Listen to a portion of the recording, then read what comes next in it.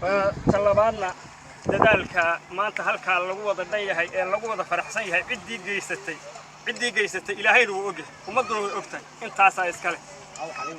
gaar ahaana dawladda Soomaaliland iyo madaxdeeda wixii kale la halmaala ee dul ha joogo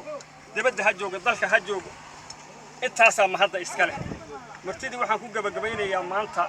dadkii wax noo qabtay idaylkoodba mahad ilaahay baan u celinaa ducana waan u celinaa wassalaamu calaykum waraxmatullaahi wabarakaatuh alxamdulillaah rabbil caalamiin waxaan ka mahad celinayaa caaqilada iyo oraahyada iyo dawladaha noo soo miciimay ee naga soo reebay haraadkii nahayay iyaan mahad u celinaynaa ilaahay iyakana inuu wax khayr qaba siiyo inta u horeysa jannadii ha ka cabaan